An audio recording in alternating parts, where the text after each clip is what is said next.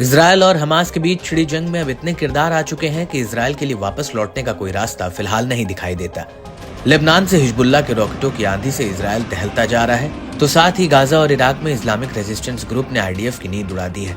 जैसे जैसे Israeli forces आगे बढ़ रही है, उसको हमास समर्थित प्रॉक्सी गुट चारों तरफ से घेरने का काम कर रहे हैं। कई मोर्चों पर इजरायली सेना और उसके टैंकों को पीछे हटना पड़ा, तो कई जगह उसको खाली कर वापस लौटना पड़ा।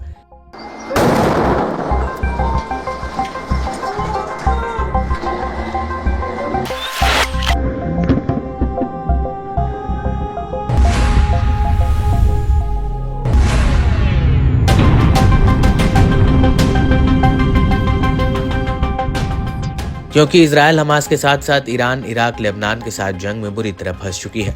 अब इस्लामिक गुटों ने एक बड़ा ऐलान किया है। इजरायल के हाइफा बेस, ताल नहास, अल ख्याम और गाजा में जहां जहां इजरायल ने कब्जा कर रखा है या फिर उसकी सेना मौजूद है, वहां पर भीषण हमले का ऐलान किया है। इसी कड़ी में इस्लामिक प्रतिरोध ने बताया कि उसने हाल ही में इजरायल के कई इलाकों पर जबरदस्त हमले कर उसे दहलाया और ये हमला गाजा पट्टी में फिलिस्तीन और लेबनान के समर्थन में किया गया है। इस हमले के बारे में डिटेल में बताते हुए इस्लामिक प्रतिरोध ने बताया कि उसके लड़ाकों ने ताल नहास में इजरायली सेना के एक समूह पर रॉकेटों की बौछार की और इसके बाद कफर किला शहर के बाहरी इलाके में ताल नहास में इजरायली सेना के तोपखाने पर गोले दागे। इसके बाद खियाम शहर के पूर्वी बाहरी इलाके में इजरायली बलों के जत्थे पर हमला किया। फिर मनारा, मालकिया और सासा बस्तियों में इजरायली दुश्मन बलों के एक समूह पर हमला किया और मिसाइल सैल्वो के साथ डोवेव बैरक पर अटैक किया गया। इस्लामिक प्रतिरोध ने अपने एक आधिकारिक बयान में बताया कि उसने यारीन शहर में इजरायली सैनिकों के एक समूह पर ड्रोन के एक स्क्वाड्रन से हवाई हमला किया, जिससे इजरायल को भारी नुकसान पहुंचा। इसके साथ ही खियाम शहर के पूर्वी बाहरी इलाके में इजरायली दुश्मन बलों के एक समूह को 5वीं बार रॉकेट सैल्वो से निशाना बनाया गया।